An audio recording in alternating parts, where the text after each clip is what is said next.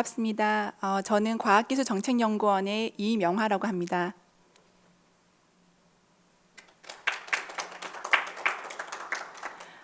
오늘 발표장으로 오다 보니까 정말 날씨가 좋더라고요. 코로나19 때문에 이렇게 화창한 봄 날씨를 마음껏 즐기지 못하는 부분이 참 안타까웠습니다. 빨리 이런 상황이 종식되고 더 나은 일상으로 돌아갈 수 있기를 기대하면서 발표를 시작하도록 하겠습니다. 제가 발표드릴 부분은 새로운 과학기술 정책의 방향성, 코로나19로부터의 교훈이라는 주제입니다. 발표는 크게 세 가지 부분으로 나눠져 있습니다. 먼저 코로나19 사태에 대한 이해부터 시작을 하고요. 그리고 코로나19를 통해서 드러난 과학기술 정책의 이슈들, 그리고 마지막으로 새로운 방향성에 대해서 말씀드리겠습니다. 먼저 코로나19 사태의 이해입니다.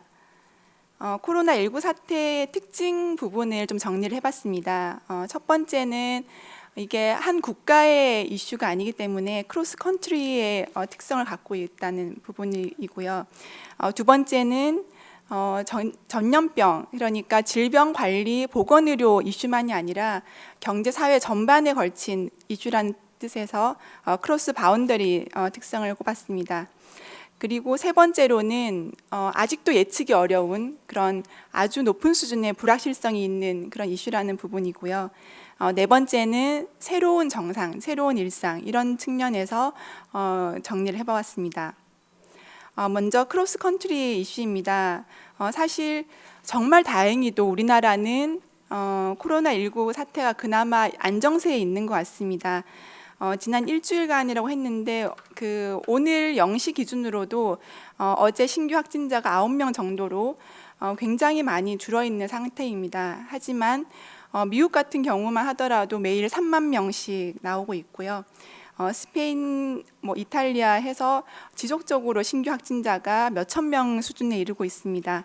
그리고 뉴스를 통해서 많이 접하셨겠지만 브라질이나 러시아, 캐나다, 인도 등지에서 계속적으로 신규 확진자가 빠르게 증가하고 있는 상황입니다. 다음은 질병관리 이슈에서 경제사회 이슈로 넘어가는 그런 크로스 바운더리 이슈입니다. 코로나19를 통해서 많은 분들이 사실 일자리를 잃고 있는데요. 여기에 그림에 보시면 작년 1분기부터 올해 이제 5월 달까지 이제 집계 수치입니다. 화살표가 표시되어 있는 것처럼 올해 1월에서 5월 달로 넘어가는 그 시기 동안에 굉장히 많은 실업률이 증가를 하였습니다. 그래서 중국 같은 경우에는 5.9%, 호주는 5.2%, 한국 같은 경우에도 3.8% 정도 실업률이 증가한 것으로 나타나고 있습니다.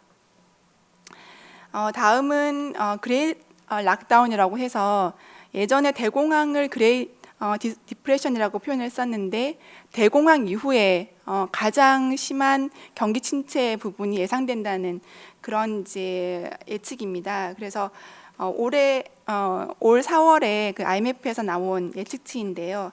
여기서 보시다시피 G7 국가들뿐만 아니라 이머징하는 국가들에서도 굉장히 그 V자형 혹은 U자형의 어떤 경기 침체 부분이 예상되고 있는 부분이 그림으로 나타나고 있습니다. 그리고 다음은 불확실성 부분입니다. 사실 전문가분들조차도 코로나19가 얼마나 더 확산될지 그리고 언제 종식될지 예측하기 굉장히 어려운 상황입니다. 스페인 독감 얘기를 많이 하고 있는데요. 스페인 독감 같은 경우에도 3번 정도 대유행이 있었고 첫 번째 유행보다 2차 유행 때 훨씬 더 많은 희생자가 났다는 부분에서 아직까지도 우리가 불안해하고 그런 상황인 것 같습니다. 그리고 지난번에 이제 네덜란드 연구에 나타났듯이 그 코로나19 항체 생성률이 2%에서 3% 정도밖에 되지 않기 때문에 그 완치가 된다고 하더라도 항체를 통해서 이걸 이겨낼 수 있는 부분들이 아직도 불확실한 것 같습니다. 그리고 한국에서만 하더라도 재확진되는 그런 환자가 228명 정도로 나타나고 있는데 재확진이 또다시 재확진되는, 그래서 3번이나 확진이 되는 환자만 하더라도 국내에서 3명이 있었습니다. 그래서 그런 측면 때문에 코로나19에 대한 어떤 불안감, 이런 부분들은 더 과거의 전염병보다 더 심하지 않을까 생각이 듭니다.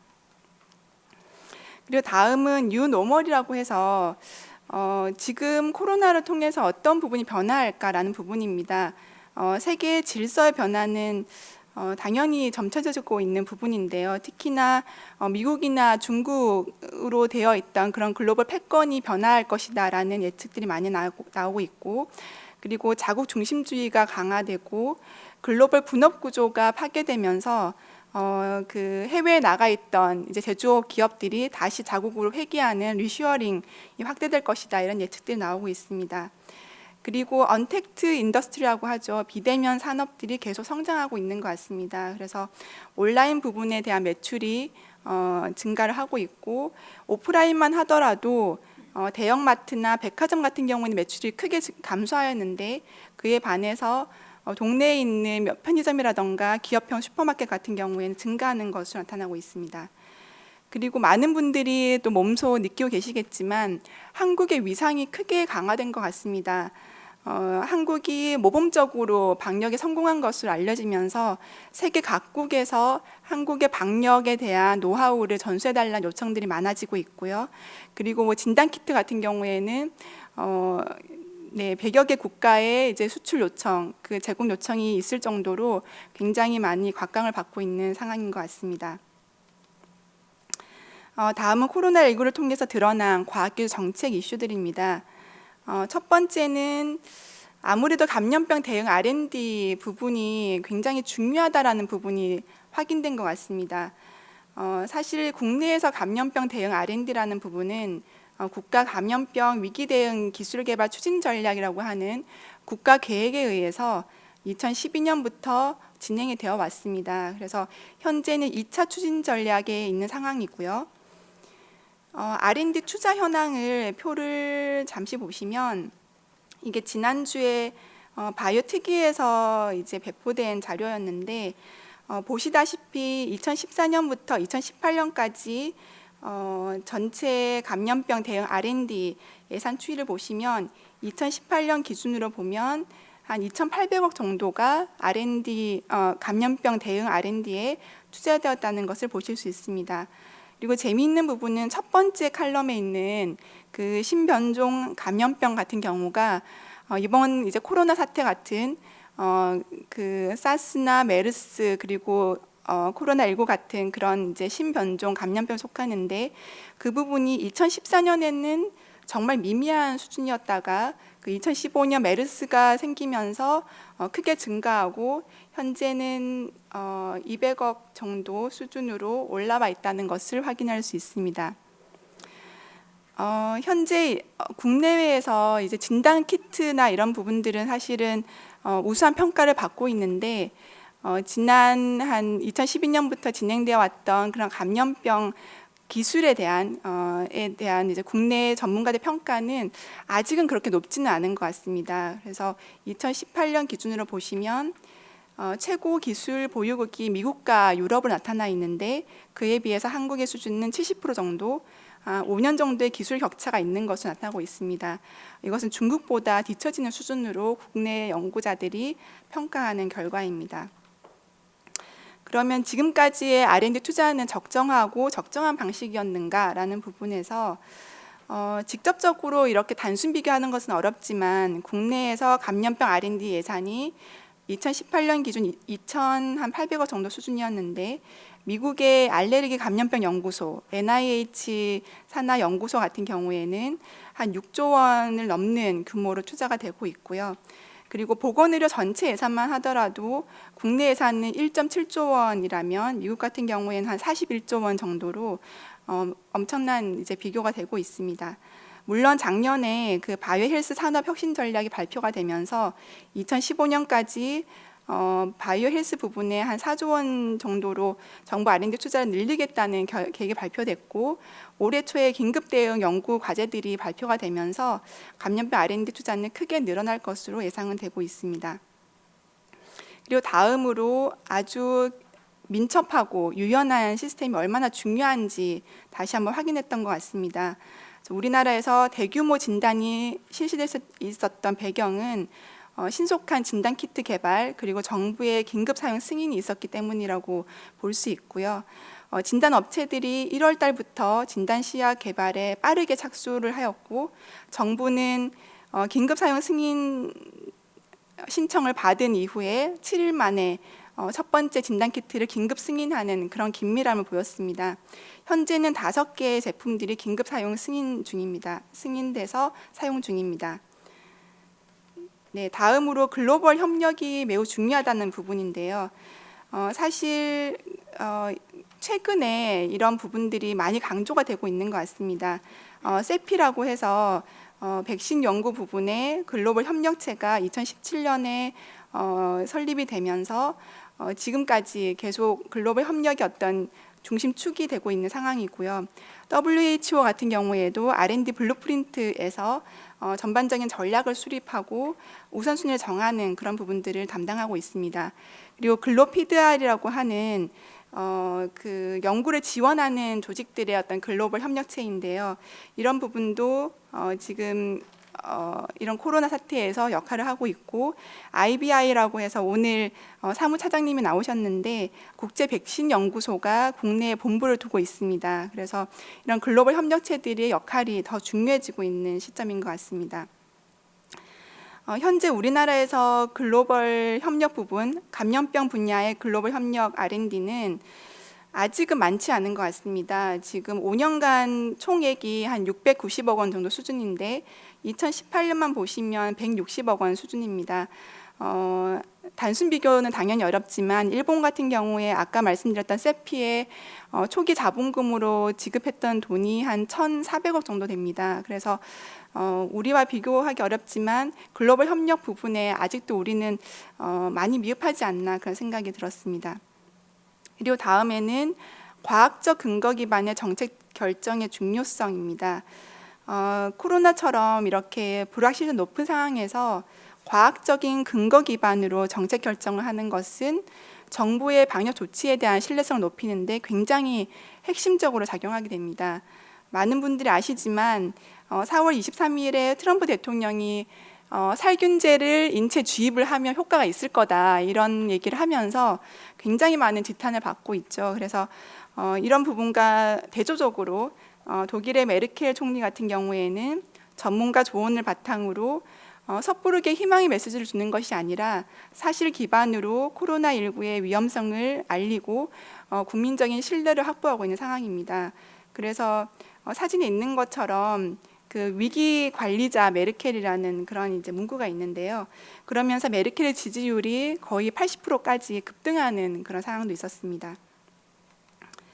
그럼 마지막으로 과학기술 정책은 그럼 어떻게 나아가야 되는가라는 부분을 말씀드리겠습니다.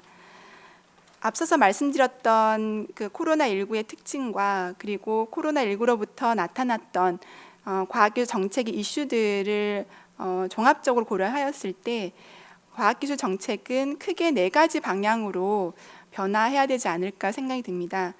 첫 번째는 생명안보 관점을 필요로 한다는 것이고요. 두 번째는 데이터 기반 그리고 전문성 기반으로 정책 거버넌스를 수립해야 된다는 것입니다. 세 번째는 글로벌 협력 연구를 고도화해야 되고, 네 번째로는 통합적인 관점에서 혁신 정책으로 전환해야 된다는 부분을 말씀드리겠습니다. 첫 번째는 생명안보 관점이라는 부분입니다. 사실 감염병 부분은 국가과학기술 정책에서 크게 주목받지 못했던 부분입니다. 앞서서 말씀드렸지만 2018년 기준으로 전체 R&D 예산이 당시 19조 8천억 정도 됐었는데 감염병 R&D 예산은 그 중에서 한 1.4%를 차지를 했습니다. 미국 같은 경우에 비교해보면 NIAID의 예산만 하더라도 4.6%가 되는 수준이고요. 이렇게 감염병 분야가 사실 그렇게 주목받지 못했던 이유는 아무래도 수익성이 아닌가 싶습니다. 사실 항암제 같은 경우에는 항암제만으로도 굉장히 큰 수익을 올릴 수 있고 굉장히 많은 환자들이 있고 그렇지만 백신이나 감염병 같은 경우에는 언제 사실 위기가 생길지 모르고, 그리고 이 부분들이 지속적으로 같은 백신이 또 필요한 상황이 아니기 때문에 수익성과는 사실은 좀 거리가 있는 분야였습니다. 그래서 빅파마들, 다국적 제약사들도 이 부분에 대한 그런 투자는 많이 하지 않았던 분야였습니다. 하지만 코로나19에서 나타났듯이 감염병에 대한 대응이 제대로 되지 않으면 국가 전체가 위기에 빠질 수 있다는 것이죠. 그리고 기업이 나서지 않는 분야이기 때문에 정부 지원이 더욱더 필요한 것 같습니다. 그래서 감염병 대응 R&D 측면에서 보면 기존의 R&D의 효율성, 그러니까 얼마만큼 R&D 예산이 들어갔고 어떠한 수익이 나오는가, 그런 효율성 관점의 논의들에서 벗어나서 국방 R&D 같은 사실 언제 그 위기가 발생할지 모르지만 위기가 한번 발생하게 될 경우에 엄청나게 그 파급 효과가 크다는 측면에서 국방 R&D와 같은 그런 중요성을 가지고 중장기적으로 안정적인 지원이 필요하다라는 말씀을 드리고 싶습니다. 그리고 두 번째는 데이터 그리고 전문성 기반의 정책 거버넌스입니다. 모든 과학기술 정책은 사실 데이터가 중요하고 전문성이 중요합니다. 특히나 이제 코로나19 같은 경우에는 불확실성이 굉장히 높은 상황이기 때문에 정치적인 고려나 이해관계에 따른 그런 정책 결정은 굉장한 위기를 초래하게 됩니다. 코로나19처럼 질병 관리의 차원을 넘어서는 그런 이슈들, 경제 사회까지도 막대한 피해를 가져올 수 있는 그런 상황에서는 다양한 분야의 전문가가 필요하다는 생각이 들고요. 그런 전문가들이 최선의 대안을 제안할 수 있도록 위기 상황에 대한 충분한 데이터 그리고 과학적인 근거들이 축적될 필요가 있다라는 말씀 드리고 싶습니다. 그래서 위험 징후에 따른 광범위한 관찰 그리고 데이터 수집, 예측과 모델링에 따른 데이터 분석 결과를 바탕으로 다양한 분야의 전문가들이 주도적으로 시나리오별 대응 전략을 수립할 수 있는 그런 정책 거버넌스가 필요하지 않을까 생각이 들고요. 이 부분은 아마 두 번째, 세 번째 연사님들께서 더 구체적으로 말씀해 주실 것 같습니다. 그리고 세 번째는 글로벌 협력 연구의 고도화입니다. 앞서서 말씀드린 것처럼 우리나라에서 하고 있는 글로벌 협력 연구는 아직은 활성화되지 않은 분야인 것 같습니다. 여러 글로벌 협력 R&D 사업들이 있었지만 아직까지는 개인 연구자의 인맥이나 경험에 의존을 하기 때문에 안정적인 네트워크 관리나 경험의 축적이 미흡했습니다. 최근에 이제 말씀드렸던 세피라던가 그 WHO의 블루프린트라던가 그런 협력 플랫폼들 증가하고 있지만 아직은 한국의 기여가 미미한 수준이고요. 그래서 개인 연구자들에게 의존하는 그런 기존 방식에서 벗어나서 조직이나 기관 차원에서 글로벌 협력체에 적극 참여하고 글로벌 연구 커뮤니티에서 한국의 위상을 제고할 수 있는 그런 변화가 필요하겠다는 말씀을 드리고 싶습니다.